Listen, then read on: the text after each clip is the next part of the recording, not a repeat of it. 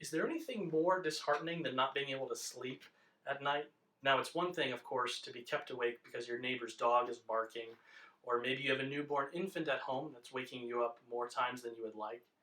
But it's another thing to not be able to sleep because your soul is troubled. You're weighed down by burdens, maybe even have a sense of abandonment. Our psalm today, Psalm 77, that's where the writer is.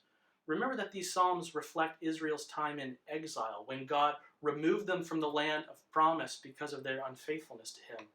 The writer is reflecting on that, and he's very troubled. Look at the first two verses with me. I cry aloud to God, and he will hear me. In the day of my trouble, I seek the Lord. In the night, my hand is stretched out without wearying. My soul refuses to be comforted. What's going on? What's the turmoil that he's dealing with? Look at verse 7. Will the Lord spurn forever and never again be favorable? Has his steadfast love forever ceased? Are his promises at an end for all time? In essence, he's wondering, will God keep his promises to his people? Will God overcome our sin and redeem us from our exile?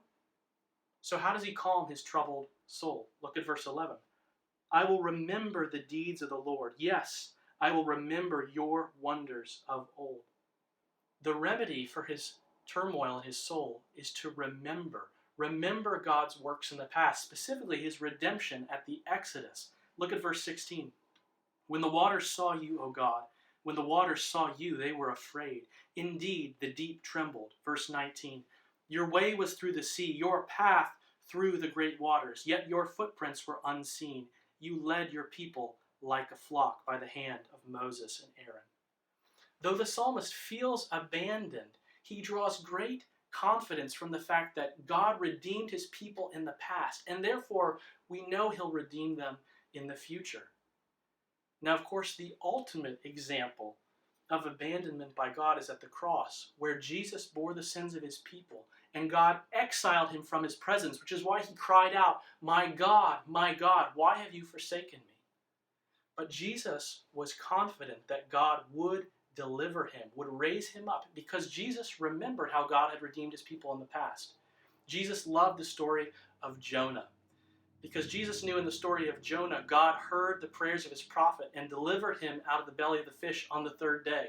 And so he knew that God would deliver his Messiah out of the grave on the third day. And that's good news for us this morning. You may be weighed down by troubles. Maybe you couldn't sleep well last night. But remember, as Paul says in Ephesians 2, that you have been brought near to God through Jesus Christ if you are trusting in him.